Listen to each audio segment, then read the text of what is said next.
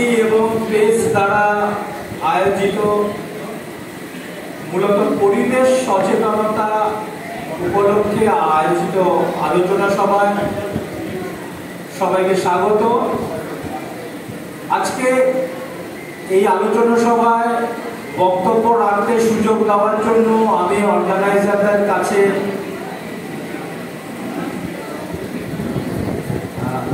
বিশেষভাবে ঋণী, কারণ আমরা ইউনিভার্সিটিতে ছেলে মেয়েদের সঙ্গে ইন্টারঅ্যাক্ট করার সুযোগ পাই, কিন্তু তোমাদের মতো স্কুলের ছোট ছোট ছেলে মেয়েদের সাথে সচরাচর বলার সুযোগ হয়ে ওঠে না। তোমরা কি আমার কথা শেষ পর্যন্ত শুনতে পাচ্ছ? লাস্টে যারা বলা হয়েছে কিছুদিন আগে মে মাসের 22 তারিখে সারা পৃথিবীতে, যার মূল মন্ত্র ছিল harmony with nature and sustainable development. আমাদের সুস্থায়ী উন্নয়নের সাথে জীববৈচিত্র্য কিভাবে জড়িত, তার সাথে আরেকটা দিন বিশ্ব পরিবেশ দিবস। তোমরা জানো কবে বিশ্ব পরিবেশ দিবস? কে জানে তোমাদের মধ্যে? হ্যাঁ, 5ই জুন। ভেরি গুড, 5ই জুন বিশ্ব পরিবেশ দিবস। তো এবছর বিশ্ব পরিবেশ দিবস পালন করা হয়েছে একটা মন্ত্রের ওপরে। সেই মন্ত্রটাকে বলা হয় theme of international environment day. এবছরের যে থিমটা ছিল সেটা ছিল বিট প্লাস্টিক পলিউশন। তখন আমাকে বলা হলো যে পরিবেশ দিবস এবং জীববৈচিত্র্য নিয়ে বলার জন্য, তখন আমার মনে হলো যে আজকে যে জীববৈচিত্র্য সেটা কেমন আছে, এই প্লাস্টিক দূষণের ওপরে দূষণ কিভাবে তাদের উপরে প্রভাব ফেলেছে সেটা। আচ্ছা, এই সামনের আলোগুলো কি বন্ধ করা যায় কোনোভাবে? উপায় নেই। আচ্ছা দেখো, এই ছবিটাতে মানুষের যদি এই অবস্থা হয় তাহলে বাকি জীবকুণ্ডের কি অবস্থা। তো আমি আজকে যখন আলোচনাটা করবো ভাবলাম কি আলোচনার বিষয় রাখতে পারি। এখানে জীববৈচিত্র্য, এই ছবিটাতে দেখো একটা পাখি, একটা কচ্ছপ, একটা তিমি মাছ, এরা কেমন আছে প্লাস্টিকের পরিমণ্ডলে। এই ছবিটা যদি একটা কাল্পনিক ছবি, বাস্তবের ছবিটা কিন্তু আরো অনেক কঠিন। কতটা কঠিন? আমি গত বছরের একটা ঘটনা, যেটা আমরা বিশ্ববিদ্যালয়ের ছেলে মেয়েদের নিয়ে কাজ করেছিলাম, এই ছবিটা দেখা যাচ্ছে, তোমরা দেখতে পাচ্ছ? কি দেখতে পাচ্ছ? কি দেখেছো? সমুদ্রের পাড়ে, সমুদ্রের পাড়ে প্রচুর আবর্জনা। দেখো, আমরা মাত্র 2 ঘন্টা সমুদ্রের পাড় পরিষ্কার করেছিলাম, এটা তার ছবি।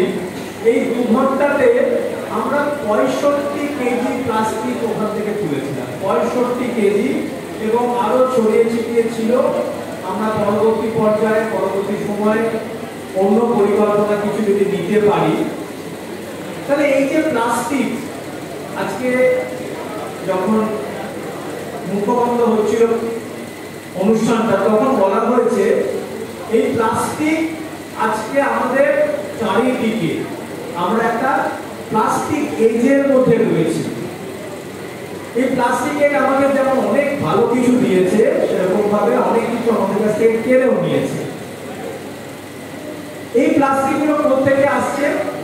আমরা যদি এই ছবিটার দিকে দেখি তাহলে দেখব শহরাঞ্চলের অ্যাক্টিভিটি, সমুদ্রে যে জাহাজগুলো যাচ্ছে তাদের অ্যাক্টিভিটি, এই সমস্ত কিছু প্লাস্টিক সংযোজন করছে আমাদের পরিবেশে।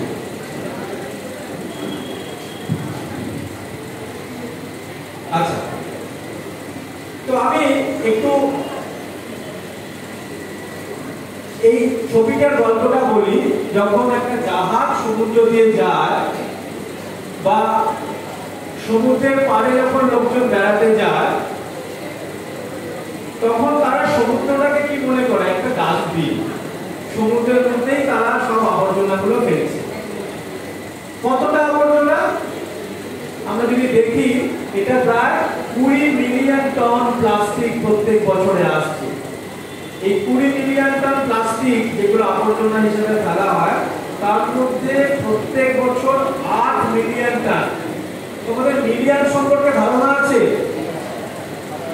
কটা একের পিঠে কটা শূন্য হলে মিলিয়ন হয়? 6টা। Very good. তো একের পিঠে 6টা, 8এর পিঠে 6টা শূন্য দিলে যতটা পরিমাণ হয় ততটা পরিমাণে প্লাস্টিক সমুদ্রের মধ্যে এসে পড়ছে। এই যে প্লাস্টিক এসে পড়ছে সমুদ্রের মধ্যে, এই প্লাস্টিকগুলো শুধু কি সমুদ্রের উপরে এফেক্ট করছে? এখানে লেখাটা তোমরা দূর থেকে পড়তে পারছো কিনা জানি না। এই প্লাস্টিক অনেকগুলো জায়গাতে আমাদের ক্ষতি করছে, অনেকগুলো জায়গা। তার মধ্যে আজকে আমরা দুটো জায়গার কথা আলোচনা করবো। একটা সামগ্রিক জীবকুলের উপরে, তারপরে চিত্রাদি বলবে এই প্লাস্টিকের ক্ষুদ্র কি ক্ষুদ্র অংশ, যেগুলোকে আমরা মাইক্রোপ্লাস্টিক বলি, সেটা আমাদের শরীরে কি ক্ষতি করছে। তো এই প্লাস্টিকের ক্ষতিকারক দিকগুলো আমরা যদি দেখি, এটা জীব বৈচিত্র্য। জীব বৈচিত্র্যটা কি? আমাদের চারপাশে যে পশু পাখি গাছপালা রয়েছে তাদের সবাইকে নিয়ে আমরা জীবকুল। তার মধ্যে কিছু আছে আমরা বলি বাস্তুতন্ত্রের বৈচিত্র্য। আমাদের দেশে আমরা যদি দেখি, আমাদের দেশে পাহাড় আছে, আমাদের দেশে মরুভূমি আছে, আমাদের দেশে সমুদ্র আছে। আর কি আছে আমাদের দেশে? আর কি বাস্তুতন্ত্র দেখা যায় বলতে পারবে? কে বলবে? বলো।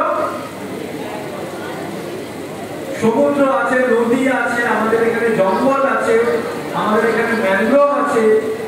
এই সমস্ত বাস্তুতন্ত্রের মধ্যে রয়েছে স্পিসিস ডাইভার্সিটি, প্রজাতিগত বৈচিত্র্য।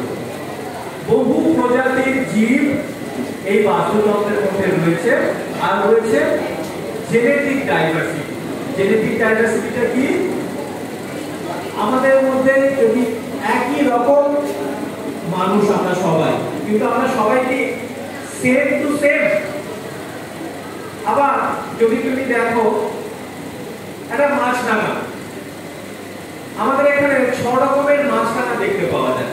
প্রত্যেকটা মাছরাঙা কিন্তু প্রত্যেকটা মাছরাঙা থেকে আলাদা।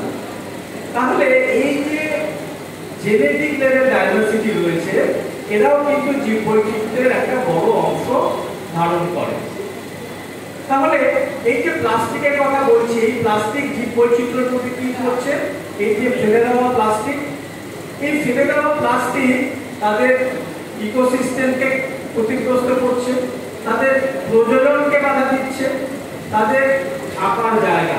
আজকে যদি এই ঘরটাতে বসে আছো, এই ঘরটাতে আবর্জনা ফেলে ভরিয়ে দেওয়া হয়, বেশিক্ষণ এখানে আমরা বসে থাকতে পারবো না। বাস্তুতন্ত্রের ক্ষেত্রেও কিন্তু সেই ঘটনা ঘটছে। আমরা বাস্তুতন্ত্রের মধ্যে যে পরিমাণে বর্জ্য ফেলছি, সেই বর্জ্যের তুলনায় তাদের থাকার জায়গার পরিমাণ কমে যাচ্ছে। এটা একটা বিশেষ সার্ভে হয়েছিল সারা পৃথিবী জুড়ে। সেই সার্ভেটা করেছিল কারা? Inter governmental science policy platform. সেখানে দেখানো হয়েছে 10 লক্ষ প্রজাতি, এটা রাষ্ট্রপুঞ্জের রিপোর্ট, 10 লক্ষ প্রজাতি অ্যানিমেল আজকে ক্ষতিগ্রস্ত। তার মধ্যে 40% উভচর, মানে যারা জলেও থাকে স্থলেও থাকে, আর রয়েছে 33% প্রবাল এবং সামুদ্রিক প্রাণী। সমুদ্রে যত প্রাণী রয়েছে তার 1/3 প্রাণী আজকে ক্ষতিগ্রস্ত। এই ক্ষতির পরিমাণটা এতটা, এখানে লেখাটা পরিষ্কার দেখা যাচ্ছে না, 267টা 267 রকমের সামুদ্রিক প্রাণী আজকে এই প্লাস্টিক যে সমুদ্রে এসে পড়ছে তার দ্বারা ভীষণ রকম ভাবে ক্ষতিগ্রস্ত। কিরকম? একটু আগে মাস্টারমশাই আলোচনার সময় বলছিলেন সামুদ্রিক প্রাণীরা প্লাস্টিকের ব্যাপারে তাদের শরীরের মধ্যে প্লাস্টিক চলে যাচ্ছে। প্লাস্টিকের ব্যাপারে তো তারা বাদ বিচার করতে পারে না, তারা খাবার বলে প্লাস্টিককে ভুল করছে। এই ছবিটা ভালো করে একটু দেখো, দেখতে পাচ্ছ? তিমি মাছের পেটে 80টা প্লাস্টিক, এতটা প্লাস্টিক খেয়ে এই তিমি মাছটা মারা গেছে। এটা খুব বেশি দিন আগের খবর নয়, তোমরা কেউ দেখেছো কিনা জানি না। 80টা প্লাস্টিক যদি তোমাকে যদি 4টে প্লাস্টিক খাইয়ে দেওয়া হয় তোমার অবস্থা কি হবে ভাবতে পারছো? সেরকম 80টা প্লাস্টিক তারা খেয়ে ফেলেছে। 80টা প্লাস্টিক খেয়ে যখন তিমি মাছটা আর বাঁচতে পারেনি তখন তার ডেড বডিটা সমুদ্রের উপকূলে চলে এসে তারপরে তার পেট থেকে এটা পাওয়া গেছে। দেখো এই যে প্রত্যেক মিটার সমুদ্রের পাড় দিয়ে যদি হেঁটে যাওয়া হয় 1 মিটারে 15টা plastic on an average coast লাইনে পাওয়া যাচ্ছে। এই যে বললাম 8 মিলিয়ন টন প্লাস্টিক সমুদ্রে ফেলা হচ্ছে প্রত্যেক বছর, সেগুলো এসে সমুদ্রের পাড়ে জমা হচ্ছে। কিন্তু এই প্লাস্টিক ছাড়াও আমরা ভাবতে পারি না। আমরা যদি দেখি একদম সকালবেলা থেকে শুরু করে আমাদের সারা দিনের যে অ্যাক্টিভিটি,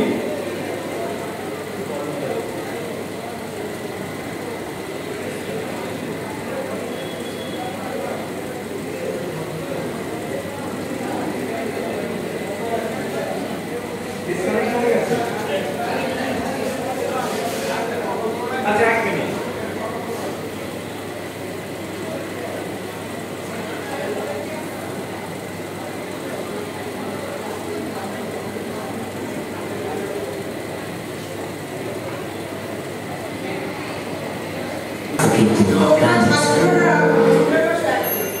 কোথাও One email. Bluetooth mode. Connected. Use, reduce and recycle. Let's push for an ambitious global agreement to end plastic pollution. Let's demand that governments and businesses act, commit and set new standards. Use your voice and your choice to beat plastic pollution. Let's do better. For better future আমাদের দরকার প্লাস্টিকের বিকল্প, আমাদের দরকার প্লাস্টিকের management. আমরা যদি দেখি এই প্লাস্টিকের ক্লাসিফিকেশন, প্লাস্টিককে আমরা 7 রকম ভাবে পাই। দেখবে অনেক প্লাস্টিকের পেছন দিকে নাম্বার লেখা থাকে, এরকম 1 2 3 4 করে নাম্বার লেখা থাকে। তার মধ্যে আমরা কোনোটা দেখবো তাকে বলে পেট প্লাস্টিক, কাউকে বলে এইচডিপি, কাউকে বলে পিভিসি, কাউকে বলে পলিস্টাইরিন। এই যে 6 নম্বরটা পলিস্টাইরিন, যেটা এটা তোমরা জানো থার্মোকল বলে যে মেটেরিয়ালটা পাওয়া যায় সেই থার্মোকল। এর মধ্যে পিভিসি এবং থার্মোকল সবথেকে ক্ষতিকারক, কারণ এই পিভিসি এবং থার্মোকল এবং এটা ছাড়াও আরো থার্ড ক্যাটাগরি যেটা মিক্স ক্যাটাগরি, এটাকে আমরা আদার ক্যাটাগরি বলি। প্রচুর প্রোডাক্ট যেগুলোতে আমরা ধরুন বাচ্চারা যে খাবার খাচ্ছে, যে দুধ খাচ্ছে যে প্লাস্টিকের বোতলে, সেখান থেকেও থ্যালেটের মতো বিষাক্ত রাসায়নিক পদার্থ বেরিয়ে আসছে যেটা বাচ্চার শরীরে যাচ্ছে। এই সমস্ত কেমিক্যাল গুলো আমাদের খাবারের মধ্যে বিভিন্নভাবে মিশে যাচ্ছে। মিশে যাচ্ছে কিভাবে? এই খাবারটা খায়নি কে? হ্যাঁ, দু একটা হাত উঠছে ভুল করে। খায়নি কে? উঠছে না। এই যে একটা হাত উঠেছে, স্যারকে আমরা পেয়েছি। এটা স্যার খাননি, কারণ এটা সে সময় এসব তখন এসব ছিল না এবং এগুলো না খাওয়ার জন্য। আচ্ছা, এটা খেয়েছে কে? বাবা। আচ্ছা, এবারে আমি বলি, এটা খাওয়ার সঙ্গে সঙ্গে এর ভেতরে মশলা লেগে থাকে, তো সেগুলো চেটে খাও। এবার থেকে খাবে না ওটা চেটে, কারণ এই যে প্লাস্টিক আর এই যে প্লাস্টিকের ভেতরে একটা চকচকে স্তর, এটাকে বলা হয় মেটালাইজড প্লাস্টিক। প্লাস্টিকের ভেতরে অ্যালুমিনিয়ামের একটা লেয়ার দেওয়া থাকে এবং প্লাস্টিকের সঙ্গে সঙ্গে এই ক্ষতিকারক অ্যালুমিনিয়ামটা আমাদের শরীরে যাচ্ছে। অ্যালুমিনিয়াম শরীরে গেলে প্লাস্টিকের ক্ষতির সঙ্গে সঙ্গে অ্যালজাইমার্স বলে একটা রোগ, সেটা আমাদের মধ্যে আসছে। আমরা আজকে সমস্ত প্রোডাক্টগুলো দেখি যে প্রোডাক্টগুলোর মধ্যে এই মেটালাইজড প্লাস্টিক ছড়িয়ে ছিটিয়ে রয়েছে। তোমরা ছোটরা রয়েছো, তোমাদের খুব পছন্দের একটা খাবার, খাবার বলবো না, কে কে খাও? আচ্ছা, ছোটকে জিজ্ঞেস করছি কিভাবে খাও এটাকে? ছিঁড়ে চেটে চেটে খাও, তাই তো? তোমরা ভাবতে পারছো না, যখন ছিঁড়ে চেটে চেটে খাওয়া হচ্ছে, এখান থেকে টুকরো টুকরো প্লাস্টিক তার সাথে অ্যালুমিনিয়াম তোমাদের শরীরের মধ্যে যাচ্ছে। বিশেষ করে আমি মেয়েদের কথা বলবো, কারণ এই প্লাস্টিক থেকে যে কেমিক্যাল গুলো যায় সেগুলো কিন্তু মেয়েদের শরীরে অনেক বেশি ক্ষতি করে। এবং দেখা যাচ্ছে যে পলিসিস্টিক ওভারি বলে একটা সিনড্রোম মেয়েদের মধ্যে অনেকের ক্ষেত্রে দেখা যাচ্ছে। এই পলিসিস্টিক ওভারি হওয়ার একটা বড় কারণ কিন্তু এই ধরনের প্লাস্টিক থেকে ডাইরেক্ট খাবার খাওয়া, এবং অনেক সময় প্লাস্টিক খাওয়ার সময় প্লাস্টিক খেয়ে ফেলা। এই মাইক্রোপ্লাস্টিক যেগুলোকে ছোট ছোট টুকরো, সেগুলো নিয়ে পরে একটা বড় আলোচনা আছে। আমি শুধু বলবো যে আমরা যখন খাবার খাচ্ছি, জলজিরা বা পটেটো চিপস, আমরা খুব সহজেই দাঁত দিয়ে প্যাকেটটা ছিঁড়ি, চুষে চুষে খাই। এই কাজটা কিন্তু আমরা করা উচিত হবে না।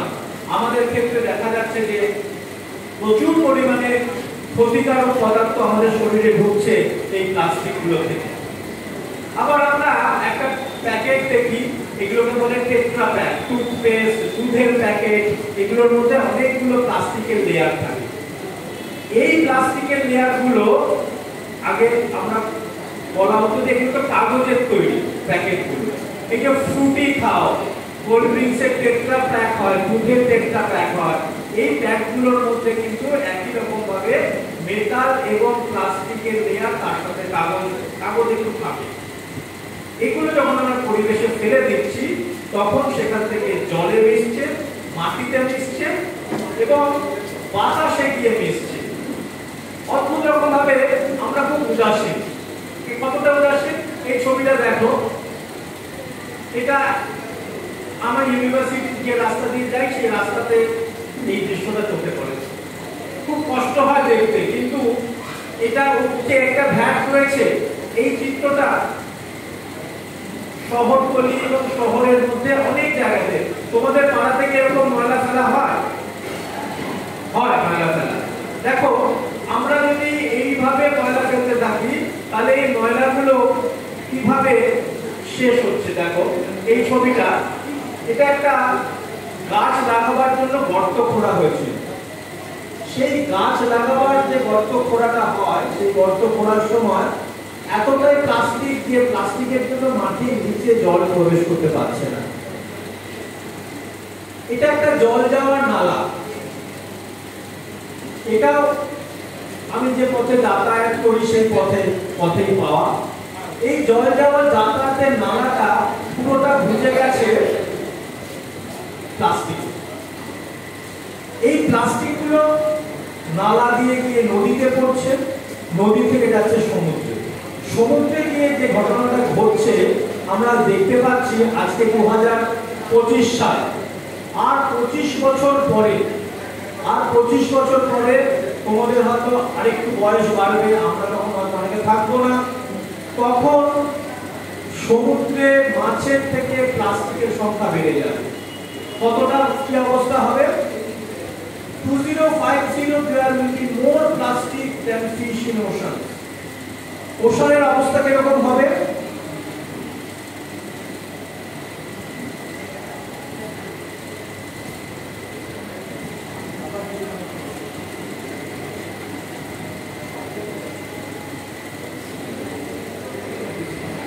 বারবার ডিসকানেক্ট হয়ে যাচ্ছে, না আমার কিছু করার নেই। এখানে যে 8 মিলিয়ন টন অফ প্লাস্টিকের কথা বলছিলাম, সেই 8 মিলিয়ন টন অফ প্লাস্টিক সমুদ্রের মধ্যে যাচ্ছে। সমুদ্রের মাছেদের বিকল্প, মানে মাছ থাকছে না, প্লাস্টিক থাকছে। যেটা অদ্ভুত ঘটনা ঘটলো, পৃথিবীর যে সমুদ্রের ম্যাপ, সেই ম্যাপের চরিত্র বদলে গেল। সারা পৃথিবীতে কটা মহাসাগর আছে তোমরা জানো?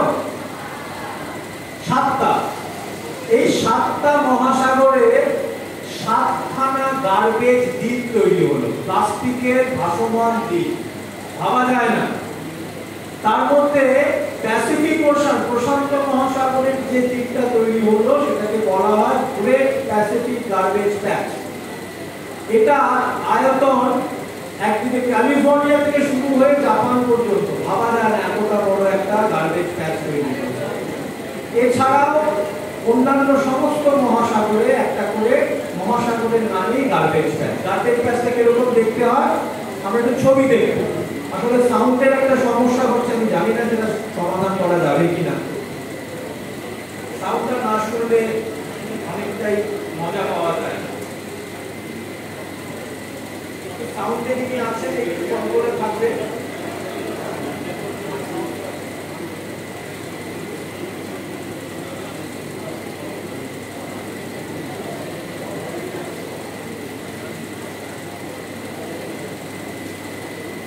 United.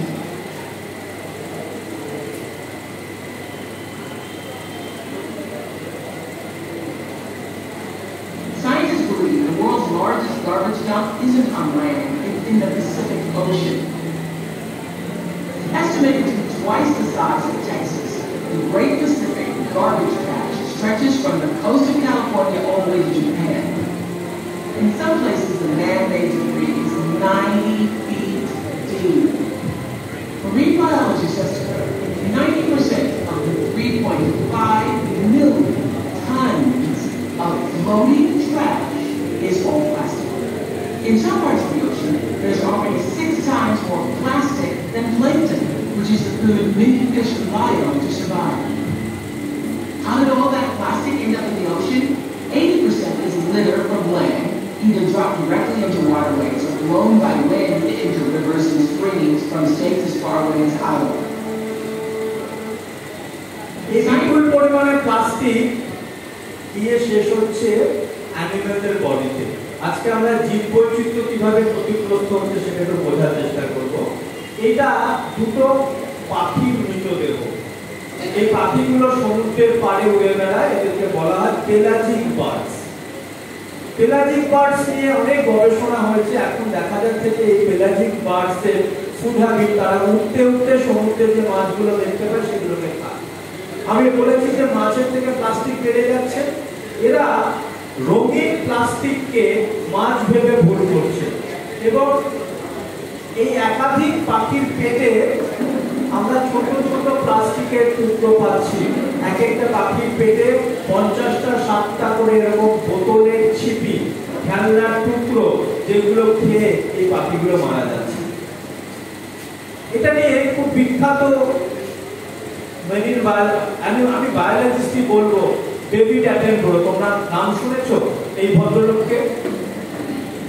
ন্যাশনাল জিওগ্রাফিক বা বিবিসিতে তোমরা কেউ দেখেছো নাকি?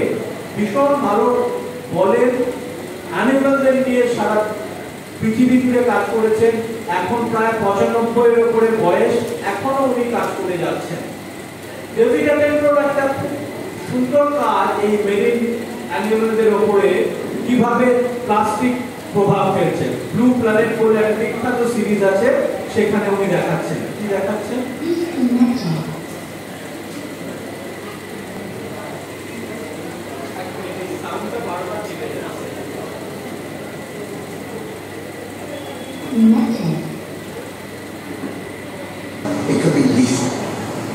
এই অ্যালবাট্রাসটা যখন পোস্টমর্টেম হয় তখন দেখা যায় একটা প্লাস্টিকের স্ট্র ওর স্টমাকটাকে ফুটো করে দিয়েছে।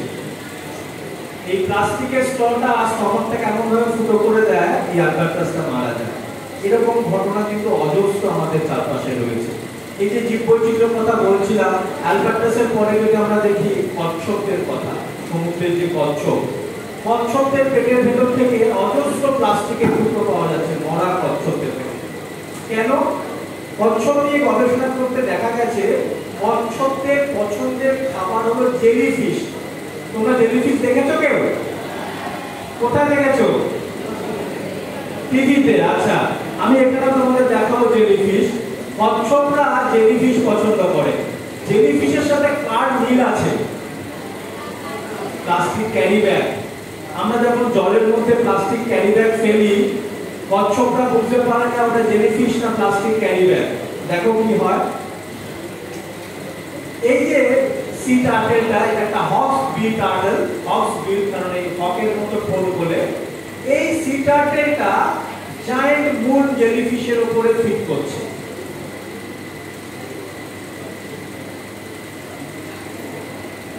এটা সত্যিকারের জেলিফিশ।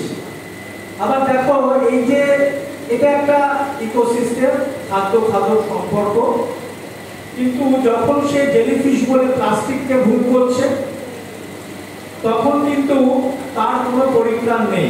সে প্লাস্টিকগুলো খাচ্ছে, পেটের মধ্যে যাচ্ছে এবং একটা সময় এত বেশি পরিমাণে প্লাস্টিক এই জীববৈচিত্র্যের ভেতরে জমা হচ্ছে, তারা আস্তে আস্তে মারা যাচ্ছে।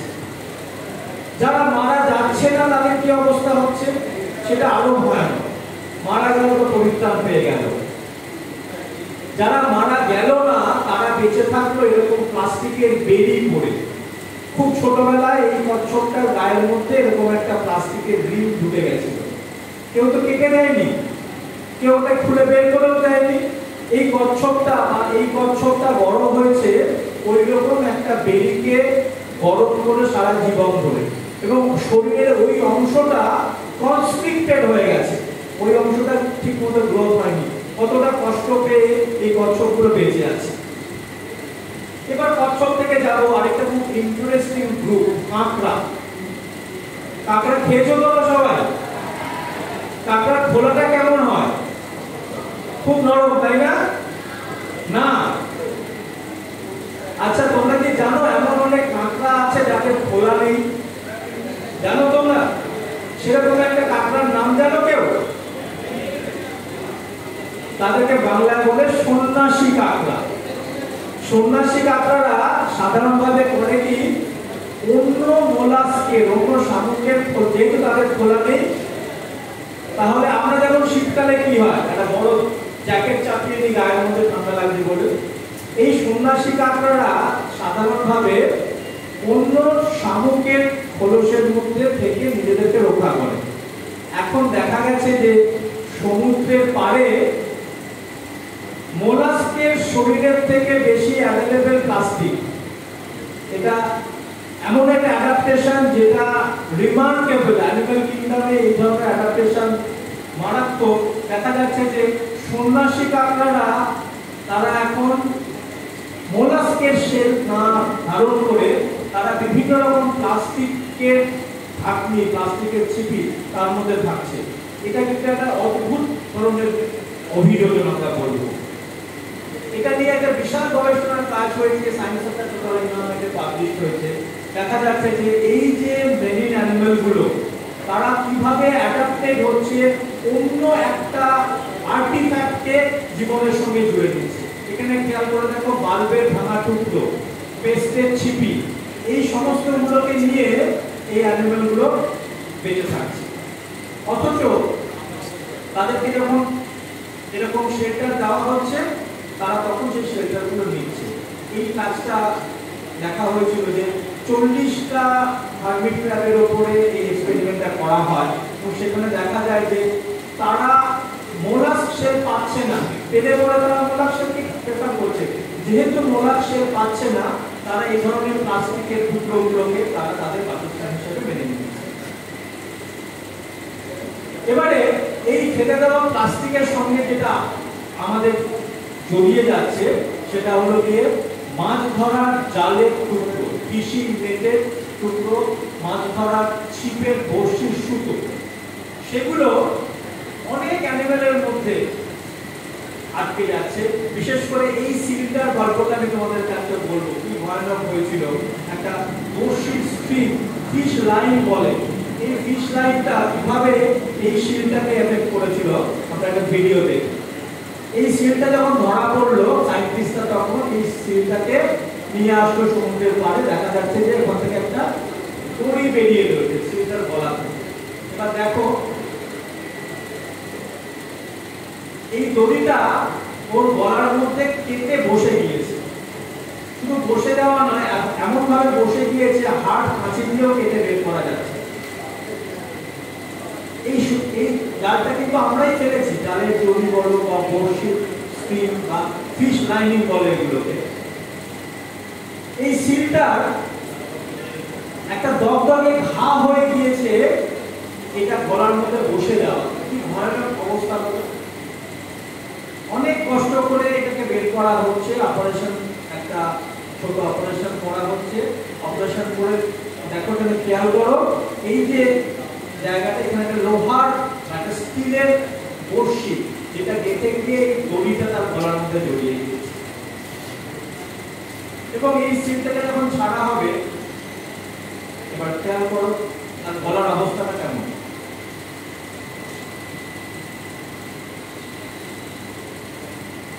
সাউন্ডটা কাজ করছে না, বারবার করে চেঞ্জ করতেও অসুবিধা হচ্ছে, সাউন্ডটা দিচ্ছি না।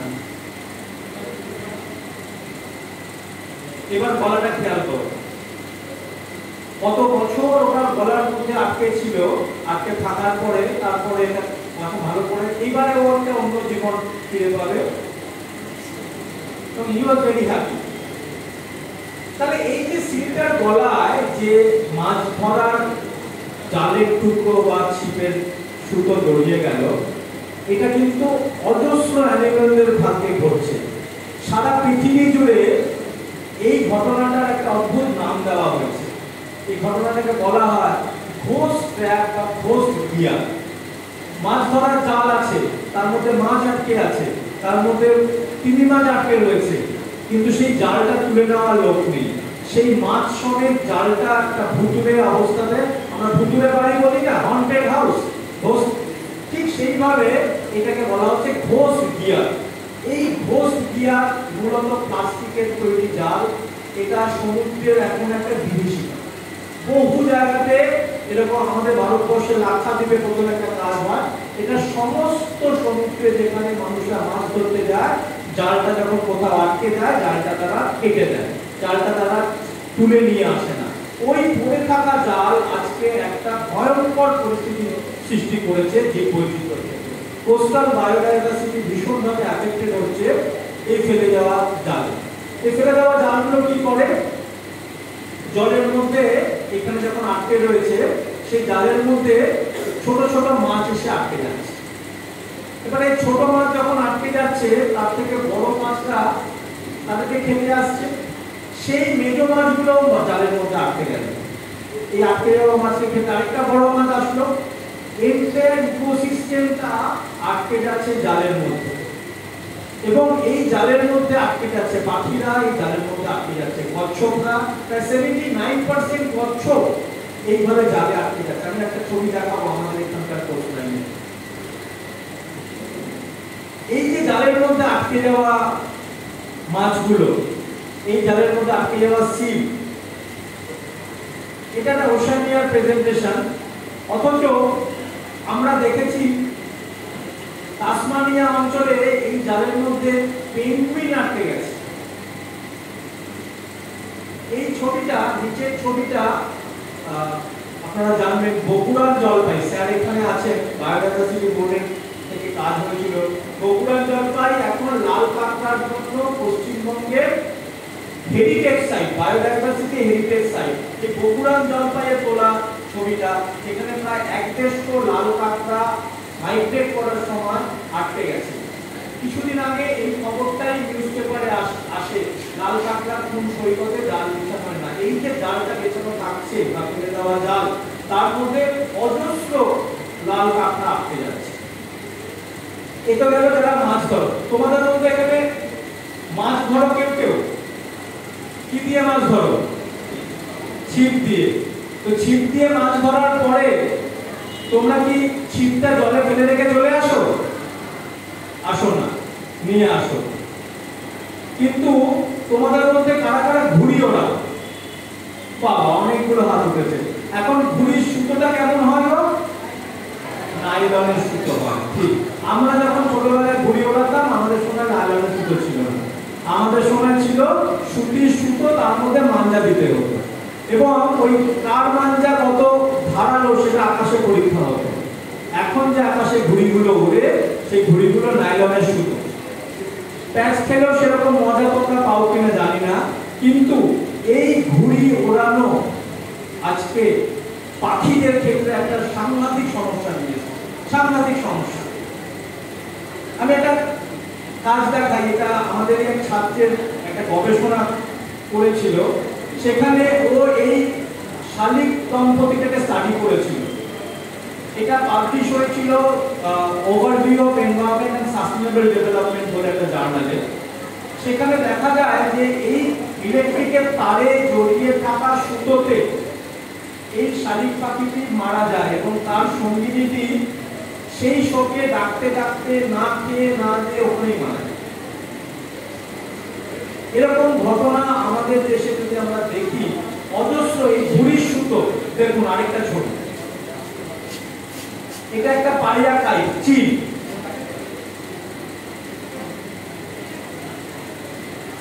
এই চিলটা ঝুড়ির সুতোগুলো এতটাই শক্ত যে চিলের মতো পাখি এই সুতোটা আটকে গেছে। এটা একটা প্যাঁচা। এরকম সেম ঘটনা আমার ইউনিভার্সিটিতে হয়েছে। আমার ছাত্ররা একটা প্যাঁচা রেস্কিউ করে নিয়ে আসে। সেই রেস্কিউর পরে আমরা ফরেস্ট ডিপার্টমেন্টকে খবর দিই, ফরেস্ট ডিপার্টমেন্ট প্যাঁচাটা নিয়ে যায়। আমরা অনুরোধ করি প্যাঁচাটা যেন আবার ইউনিভার্সিটিতে ফিরিয়ে দেওয়া হয়।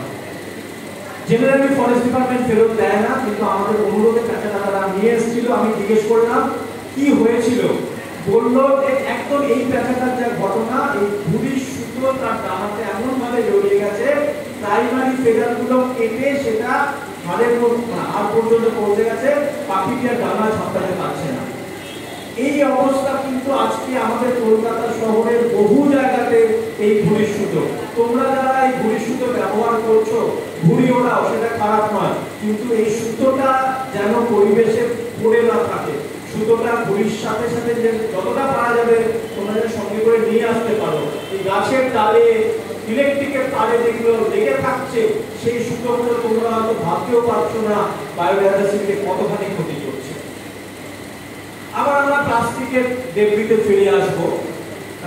এই ছবিটা দূর থেকে বোঝা যাচ্ছে না।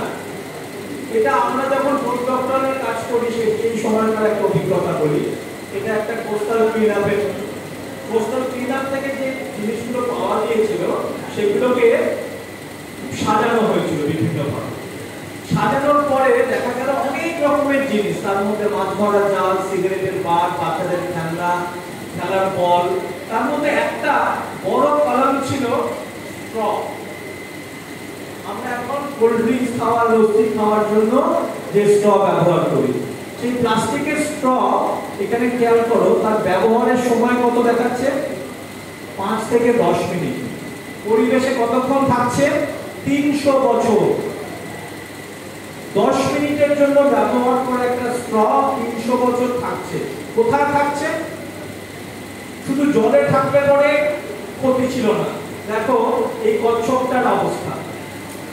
কচ্ছপটা যখন নিঃশ্বাস নিয়েছে, জলের সঙ্গে এরকম স্ট্র টুকরো তার নাকের মধ্যে ঢুকে গেছে। কি দীর্ঘদিন কষ্ট পেয়েছে এই কচ্ছপটা, একটা প্লাস্টিকের স্ট্র তার নস্ট্রিলের মধ্যে ঢুকে রয়েছে। এবং এই স্ট্রটা বের করা সম্ভব হয়েছিল কারণ এই কচ্ছপটা রেস্কিউড হয়েছিল। অনেক কচ্ছপ রয়েছে যারা রেস্কিউড হচ্ছে না। আবার এই গরুটা, এরকম গরু আচ্ছার সমস্ত পাড়াতে রয়েছে যারা ফেলে দেওয়া তরকারির খোসা প্লাস্টিকের প্যাকেট সমেত খায়। প্লাস্টিকের প্যাকেটে করে খোসা ফেলাটা আমাদের এখন একটা অভ্যেস। তোমাদের বাড়িতে প্লাস্টিকের প্যাকেটে ভরে খোসা ফেলা হয়? এবার থেকে কিন্তু বারণ করবে, কারণ যখন গরুগুলো এই খাবারটা খায় তখন তো তারা প্লাস্টিক তুলে খেতে পারে না, প্লাস্টিক সমেত খেয়ে নিচ্ছে। খেয়ে নেওয়ার পরে দেখো এটা একটা গরুর অপারেশন হচ্ছে। অপারেশনটা কিরকম?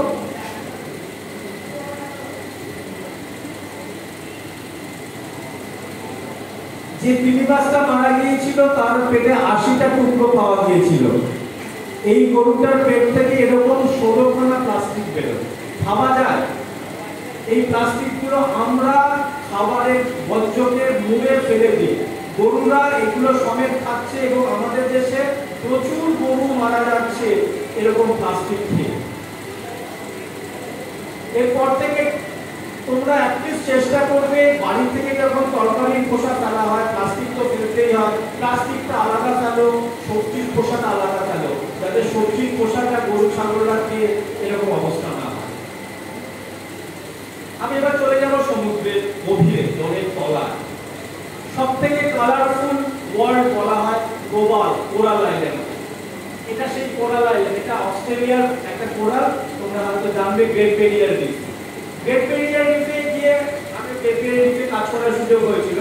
সেই গ্রেট ব্যারিয়ার রিফে গিয়ে পর্যন্ত আমরা দেখেছি এরকম অবস্থা।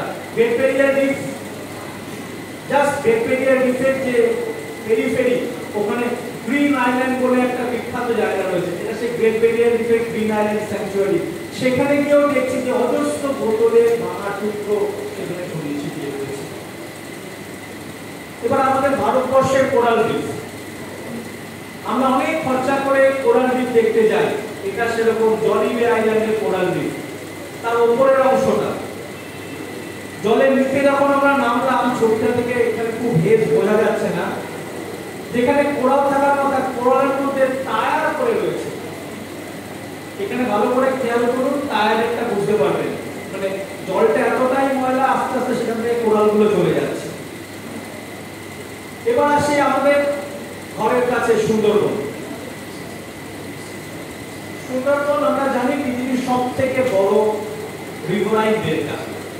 এই সুন্দরবন অঞ্চলের যে অবস্থা, সুন্দরবন অঞ্চল দেখো নদী খাড়ি রয়েছে। সুন্দরবনে গেলে সব জায়গায় লেখা দেখবেন সেফ সুন্দরবন, সেখানে প্লাস্টিকের ব্যবহার নেই। অথচ আমরা যখন কাজ করতে যাচ্ছি দেখছি যে ম্যানগ্রোভ শিল্ড, ম্যানগ্রোভের মধ্যে এরকম ভর্তি প্লাস্টিক।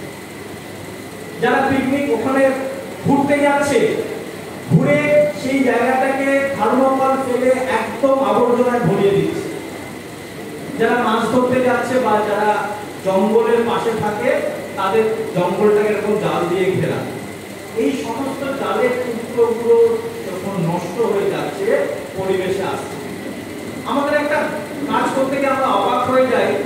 এটা আমার এক ছাত্র, এটা আমাদের মেরিন পলিউশন বুলেটিনে আমরা লিখেছি এটা নিয়ে। একটা দ্বীপ, যে দ্বীপে কখনো মানুষ থাকেনি, মানুষ থাকে না সুন্দরবনের অনেক দ্বীপে, এরকম একটা দ্বীপ থেকে আমরা 11 বস্তা ওয়েস্ট কালেক্ট করেছি। কোনো মানুষ ছিল না, 11 বস্তা কালেক্ট করা, এবং তার সাথে এখানে একটা অলিভ রিডলে টার্টেল, ছবিটা বোঝা যাচ্ছে না, অলিভ রিডলে টার্টেলটা গলায় জড়িয়ে রয়েছে একটা ঘোষ দিয়ে। এই কাজটা আমরা করতে গিয়ে অনেক কিছু আর্টিফ্যাক্ট পেয়েছি যেগুলো এই অঞ্চলে পাওয়ার কথা নয়। অদ্ভুত অদ্ভুত ঘটনা। আরেকটা ঘটনা দিয়ে আজকে আমি শেষ করব। মাউন্ট এভারেস্ট, এখন হাজার হাজার মানুষ, হাজার হাজার কথা নিয়ে আমি বলছি, এখন এভারেস্ট অভিযানটা এমন জায়গাতে চলে গেছে, প্রত্যেক বছর কয়েক হাজার মানুষ এখানে যায়। এই ছবিটা আজ থেকে বছর 6 আগে তোলা এভারেস্ট বেস ক্যাম্প অঞ্চলের ছবি। এত মানুষ যাচ্ছে, সেখানে এত ময়লা ফেলে আসছে যে সেই মাউন্ট এভারেস্টকে পরিষ্কার করার জন্য রেস্কিউ এক্সপিডিশন করতে হচ্ছে। এই বরফগুলো, এই বরফে যে অ্যানিমেলগুলো থাকে, সেই সমস্ত অ্যানিমেল খুব রেয়ার। তার মধ্যে মোনাল ফেজেন্ট, এই পাখিটা তো এখন প্রায় পাওয়াই যাচ্ছে না, রুফাস স্নেক হর্নবিল। এই সমস্ত স্পিসিস গুলো ভীষণ রকম ভাবে অ্যাফেক্টেড হচ্ছে প্লাস্টিকের বিভিন্ন জায়গায়। প্লাস্টিকের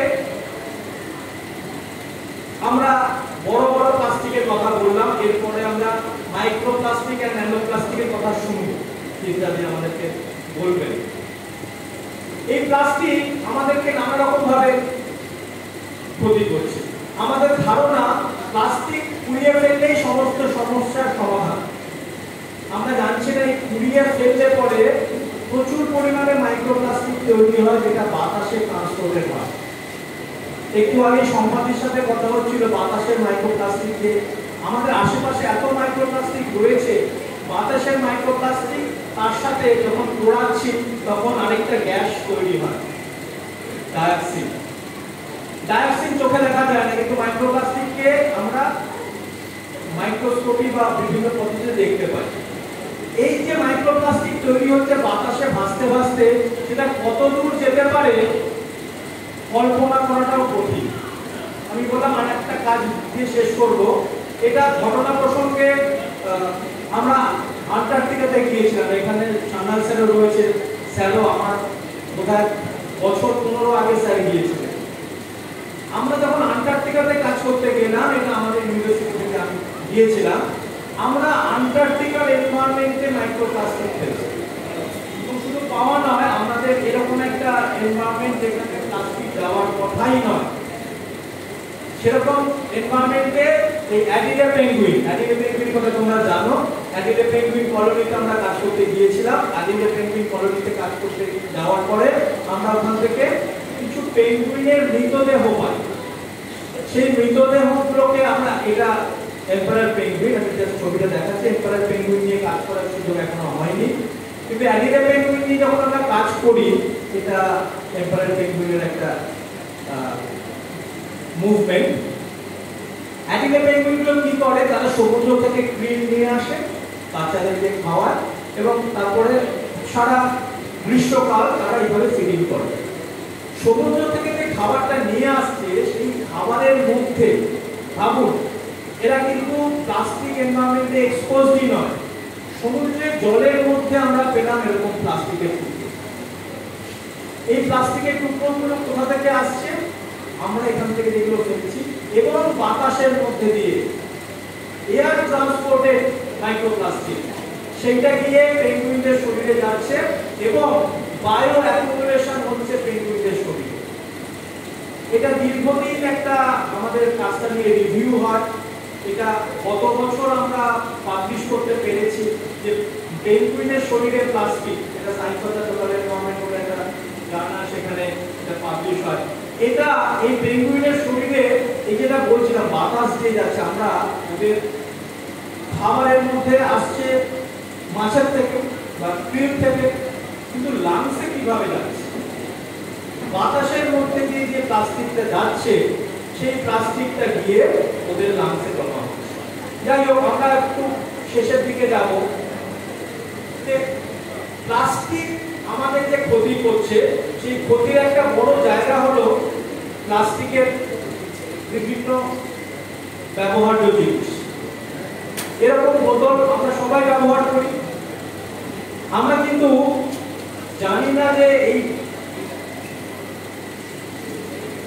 এই বস্তুগুলো থেকে কিভাবে আমাদের শরীরে এই বিষ ঢুকছে।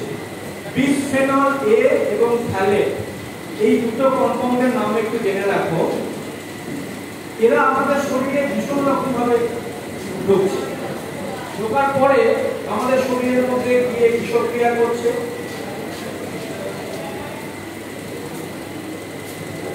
এই যে সাস্টেনেবল ডেভেলপমেন্ট গোল, এই সাস্টেনেবল ডেভেলপমেন্টের গোলের অনেকগুলো জায়গাতে clean water sanitation, good health and wellbeing, life below water, life on land, এই সমস্ত অ্যাক্টিভিটিগুলো কিন্তু প্লাস্টিক দ্বারা ক্ষতিগ্রস্ত হচ্ছে। তাহলে আমরা মুক্তির কোনো পথ নেই? অবশ্যই রয়েছে রেমিডিয়াল মেজার। এখানে সম্পাদী আছেন আমার কলিগ ইউনিভার্সিটিতে, উনি দীর্ঘদিন কাজ করছেন ফটো অক্সিডেশন নিয়ে, এবং আজকে আমাদের সকালবেলায় আলোচনা হচ্ছিল কিভাবে এই ফটো অক্সিডেশন দিয়ে মাইক্রোপ্লাস্টিককে সরানো যায়, প্লাস্টিককে পরিবেশ থেকে আমরা সরাতে পারি। এছাড়াও গবেষকরা তৈরি করার চেষ্টা করছেন ডিগ্রেডেবল প্লাস্টিক, যে প্লাস্টিকগুলোকে আমরা পচিয়ে ফেলতে পারবো।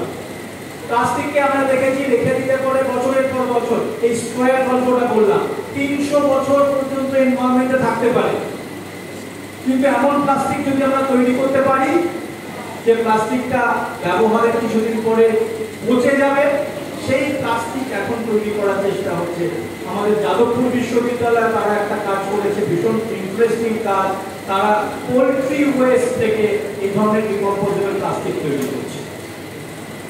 এই যে প্লাস্টিকগুলো বেরিয়ে গেল, এত প্লাস্টিক ছড়িয়ে ছিটিয়ে আছে, সেগুলোকে যদি আমরা কালেক্ট করতে না পারি, তাহলে কিন্তু আমাদের সমাধানের কোনো উপায় নেই।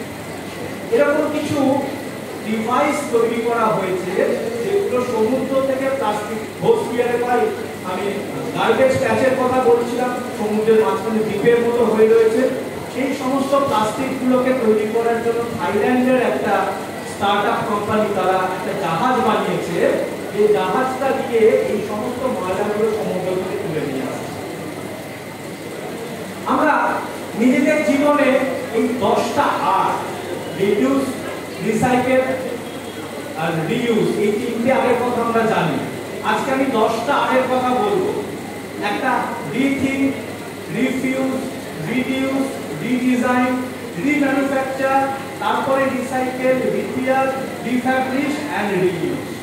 এই 10টা আর আমরা যদি ছোট ছোট করে নিজেদের জীবনে নিয়ে আসতে পারি, তাহলে কিন্তু আমরা প্লাস্টিকের ব্যবহার অনেকখানি কমিয়ে দিতে পারি। আর তোমরা যারা ছোটরা এখানে আছো, তোমাদের জন্য একটা বিশেষ প্রোগ্রাম নেওয়া হয়েছে, মিশন লাইফ। এটা বড়রাও অংশগ্রহণ করতে পারে। এটা ভারতবর্ষের পরিবেশের দিক থেকে একটা ফ্ল্যাগশিপ প্রোগ্রাম, যেখানে 8টা অবজেক্টিভ নিয়ে ছেলে মেয়েদেরকে তৈরি করা, বিশেষ করে স্কুল লেভেলে আমরা যেটা করতে পারি। আপনারা যে কাজটা করছেন সেটা মিশন লাইফের একটা ইন্টিগ্রাল পার্ট। আমরা বেশ কিছু কাজ করেছি ছোট ছোট বাচ্চাদের নিয়ে, বাচ্চাদেরকে দিয়ে পাড়ার যে অঞ্চলে তারা থাকে, এটা আমরা এই স্কুলেও চাইলে পরে স্কুল বা তার আশেপাশে করতে পারি। এটা উদ্ভাস বলে চিত্রাদি জানবেন। এবং এর পরের প্রোগ্রামটাতে চিত্রাদি নিজে ছিলেন, 12ই করে যে প্রোগ্রামটা হলো, এরা ভীষণ রকম ভাবে উৎসাহী। তারা প্রত্যেক দিন স্কুল এবং স্কুলের পাশের অঞ্চলটাকে প্লাস্টিক মুক্ত করছে, এবং এরা যে প্লাস্টিকটা কালেকশন করছে সেটা আবার আবর্জনা ফেলে দেওয়া হবে না। আমরা চেষ্টা করছি এই প্লাস্টিকটাকে রিসাইকেল প্রসেসের মধ্যে নিয়ে আসতে। বহু জায়গাতে এরকম ছোট ছোট উদ্যোগ, রিসাইকেল না বলে আমি বলবো কিছু কিছু অভিনব উদ্যোগ। এটা আমার একটা অদ্ভুত লেগেছিল। আমাদের এখান থেকে খুব একটা দূরে নয়, এটা একটা ভীষণ ইন্টারেস্টিং ডিজাইন করা ফেলে দেওয়া প্লাস্টিক দিয়ে ইউরিনাল বানানো হয়েছে। এই যে 20 লিটারের জারগুলো ফেলে দেওয়া হয়, সেটা ফেলে না দিয়ে এটা একটা অঞ্চলে তারা একটা ইউরিনাল বানিয়েছে, যেটা একটা খুব কাজের। আবার এই ছবিটা দেখুন, এটা আমি যে অঞ্চলে থাকি তার কাছাকাছি অঞ্চলে ফেলে দেওয়া প্লাস্টিক দিয়ে এক রিটায়ার্ড মানুষ, তিনি একটা পাড়াকে সাজিয়ে তুলেছে ফেলে দেওয়া প্লাস্টিক দিয়ে। এইভাবে ফেলে দেওয়া টায়ার, ফেলে দেওয়া জুতো, ফেলে দেওয়া বোতল যা কিছু রয়েছে, এটাকে দিয়ে তিনি গোটা পাড়াটাতে ইনস্টলেশন আর্ট তৈরি করেছে। অদ্ভুত দেখার মতো জিনিস। এবং আজকে আমি একদম লাস্ট স্লাইডে গিয়ে একটা কথা বলবো যে এই 12টা জিনিস যদি আমরা সঙ্গে রাখতে পারি, দেখো এটা আমাদেরই তৈরি করা, আমাদের ছাত্রছাত্রীদের নিয়ে একটা কাজ করেছিলাম, সাথে নিয়ে 12 প্লাস্টিক মুক্ত পৃথিবী করো। এই 12টা জিনিস সঙ্গে রাখতে পারবে আমার এক ছাত্রেরই আঁকা। এই 12টা জিনিস কি? একটা স্টিলের টিফিন বক্স, একটা স্টিলের চামচ, একটা স্টিলের কাঁটা চামচ, একটা স্টিলের স্ট্র, একটা স্টিলের জলের বোতল, একটা কাপ, যারা চা খায় তাদের জন্য একটা ছাঁকনি, স্টিলের ছাঁকনি, একটা রুমাল, একটা কাপড়ের ব্যাগ, একটা রিচার্জেবল প্লাস্টিকের ব্যাটারি। প্লাস্টিকের ব্যাটারি বলবো না, রিচার্জেবল ব্যাটারি, যেটা ই-ওয়েস্টে কমাবে, এবং একটা কালির কলম। এই 12টা ছোট ছোট জিনিস যদি আমরা ব্যবহার করতে পারি, তোমরা ছোটরা যদি কয়েকটা জিনিসও ব্যবহার করতে শেখো, তাহলে পরে কিন্তু আমরা সারাদিনে অনেক কম প্লাস্টিক তৈরি করতে পারবো। শুধু তো প্লাস্টিক পরিবেশের ক্ষতি করে বলে হবে না, আমাদেরকে উদ্যোগ নিতে হবে। তো ছোট ছোট ভাবে আমরা যদি এই উদ্যোগগুলো নিই, তাহলে আমরা প্লাস্টিকের ব্যবহার কিন্তু কমাতে পারবো। আজকে এই অবধি বলে আমি শেষ করছি। তোমাদের কাছ থেকে যদি কোনো রকম কোনো জিজ্ঞাসা কিছু থাকে ছাত্রছাত্রীদের দিক থেকে, তাহলে আমি ভেরি হ্যাপি।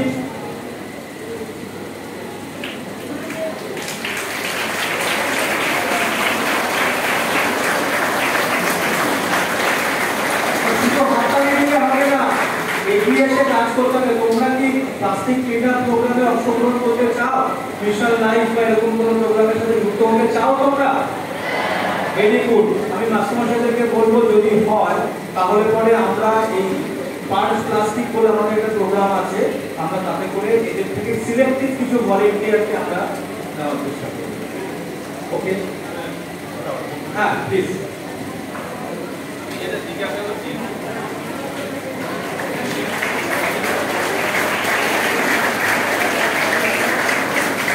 নমস্কার, আমার যেটা একটা প্রশ্ন হয় যে প্লাস্টিকের যে প্রোডাকশন, আমি Beleghata Deshbandhu high school main থেকে এসেছি। আর আমাদের ছাত্ররাও এখানে এসেছে ওরা আছে।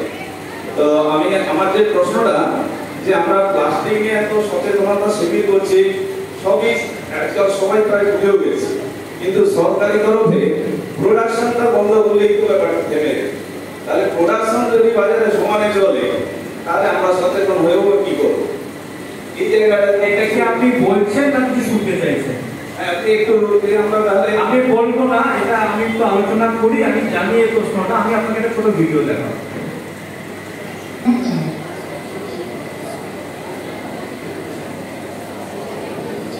Play mode. Line in mode. Bluetooth mode. Connected. মানে আটকে দেওয়া হয়েছে। এর পেছনে সব থেকে বড় কারণ হলো বড় বড় কোম্পানি যারা cold drinks, biscuit, chips, ketchup, shampoo প্রভৃতি দ্রব্য প্যাকেটিং এর জন্য যে সুলভ ও সস্তা বস্তুটি ব্যবহার করে থাকে তা হলো এই সিঙ্গেল ইউজড প্লাস্টিক। এই সিঙ্গেল ইউজড প্লাস্টিক কি? এই প্লাস্টিক হলো সেই সমস্ত প্লাস্টিক যা একবার ব্যবহারের পর তা আর কোনো কাজেই আসে না এবং আবর্জনার আকারে পৃথিবীর বুকে জমা হয়। এখন এই অবস্থায় ভারত যদি এই সিঙ্গেল ইউজড প্লাস্টিক বন্ধ করে তাহলে এই সমস্ত প্রচুর মুনাফা অর্জনকারী বড় বড় কোম্পানিগুলির মাথায় হাত পড়ে যাবে। ভারতের বর্তমান অর্থনীতি এমনিতেই কিছুটা নড়বড়ে, তাই এই পরিস্থিতিতে প্লাস্টিক বন্ধ করার সিদ্ধান্ত প্রত্যাহার ছাড়া আর কোনো উপায় নেই সরকারের কাছে। কিন্তু এই সিঙ্গেল ইউজ প্লাস্টিক নিয়ে দেশ তথা সারা বিশ্বে এত হইচই কেন? কেন সবাই এই বিষয় একটু হলেও উত্তরটা আপনি পেয়েছেন, এবং এটা কিন্তু এখন দায়িত্বটা কিন্তু সাধারণ মানুষের কাছে অনেকটা বেশি, কারণ সরকার চাইলে পরেও অনেকগুলো ফিনান্সিয়াল কারণের জন্য এই জায়গাটাতে রিচ করতে পারছে না। কারণ যদি প্লাস্টিক বন্ধ করে দেয় আমাদের টোটাল কান্ট্রির ইকোনমির উপর একটা এফেক্ট পড়বে, ভীষণ সিরিয়াস একটা জায়গা। এই জায়গাতে গিয়ে যারা আমরা প্লাস্টিক ব্যবহার করছি আমাদের অনেক বেশি সচেতন হতে হবে। প্লাস্টিক বন্ধ করা সম্ভব নয়, প্লাস্টিকের ব্যবহার যদি আমরা জুডিশিয়ালি না করি, আমরা যদি প্লাস্টিকের ম্যানেজমেন্ট প্রপারভাবে না করি, আমরা কিন্তু আরো সমস্যার মধ্যে যাব। পলিসিগতভাবে আপনারা যেটা ভাবছেন সরকার প্লাস্টিক বন্ধ করে দিলে কিন্তু আজকে ভাবছেন আমাদের সমস্ত ল্যাবরেটরিগুলো বন্ধ হয়ে যাবে, সমস্ত মেডিকেল পরিষেবা বন্ধ হয়ে যাবে, একটা আইসিইউ গোটাটা চলছে প্লাস্টিকের উপর, মেডিকেল পরিষেবা বন্ধ হয়ে যাবে। এখন যেটা আমাদের ভাবতে হবে যে এই যে প্লাস্টিকের ব্যবহারটা আমরা যেটা করছি, আমরা যথেচ্ছ রকম ভাবে প্লাস্টিকের ক্যারি ব্যাগ, বাজারে যাচ্ছি কোনো ব্যাগ ছাড়া, আমরা বাজার থেকে 4-5টা ব্যাগ নিয়ে আসছি, এটা মাছ কিনছি 3টে প্লাস্টিক নিচ্ছি, নেওয়ার পরে সেই প্লাস্টিকটা অকাতরে ফেলে যায়। এখনো ভাবছি না আমরা একটা কৌটো নিয়ে যদি বাজারে যাই, আমি বাজার করার সময় মাছ কিনতে যাই একটা কৌটো নিয়ে, আগে লোকে হাসতো, এখন অনেক লোকে আমার দেখা দেখি প্লাস্টিকের কৌটো নিয়ে মাছ কিনতে যাচ্ছে। আমি যখন ইউনিভার্সিটি ক্যান্টিনে চা খেতে যাই আমি আমার কাপকে সঙ্গে করে ক্যারি করে নিয়ে যাই, যাতে করে আমি একটা কাগজের কাপও ওয়েস্ট হিসেবে না তৈরি হয়। কারণ কাগজের কাপ বলে যে কাপটা আপনারা চা খেলেন আমি দেখিয়ে দিতে পারি সে কাগজের ভেতরে একটা প্লাস্টিকের লেয়ার রয়েছে। প্রত্যেক কাপের সাথে আপনি অন্তত ভাবে 800 থেকে 900 টুকরো প্লাস্টিক থাকছে। সচেতন নিজেদের হতে হবে। সরকার কি করবে বলে হাত ফুটিয়ে বসে থাকলে কিন্তু আমরা আরো গভীরে চলে যাবো। এইটুকুই বললাম, পরে যদি দরকার আপনার সাথে আমি ডিটেলসে কথা